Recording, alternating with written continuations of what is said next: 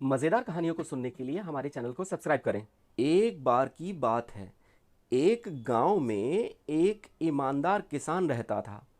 वह बहुत ही मेहनती था और अपनी मेहनत से अच्छी फसल उगाता था। एक दिन जब वह खेत में काम कर रहा था तो उसे एक थैली मिली। थैली में बहुत सारे सोने के सिक्के थे। किसान बहुत खुश हुआ और सोचने लगा कि वह इस सोने से क्या करेगा। किसान ने सोचा कि वह इस सोने से एक नया घर बना सकता है, एक नई गाड़ी भी खरीद सकता है या फिर अपने बच्चों को अच्छी शिक्षा दिला सकता है। लेकिन फिर उसने सोचा कि उसे ऐसा नहीं करना चाहिए। यह किसी और का धन है और उसे इसे नहीं लेना चाहिए।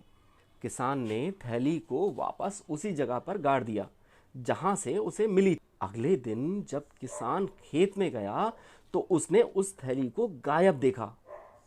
किसान बड़ा दुखी हुआ, लेकिन वह जानता था कि वह सही काम कर रहा है। कुछ दिनों बाद किसान ने एक आदमी को देखा जो उसी थैली को ले जा रहा था।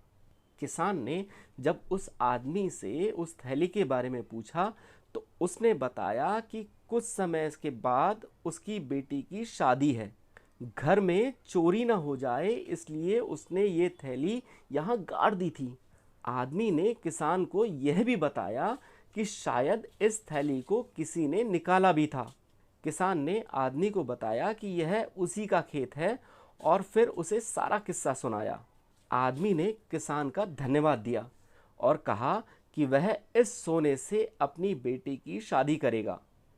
किसान मन ही मन बहुत खुश हुआ कि उसने बिल्कुल सही काम किया था। इस कहानी से हमें यह सीख मिलती है कि ईमानदारी हमेशा फल देती है। भले ही ईमानदारी से काम करने में हमें कुछ समय और मेहनत लग जाए, लेकिन अंत में हमें इसका अच्छा परिणाम ही मिलता है।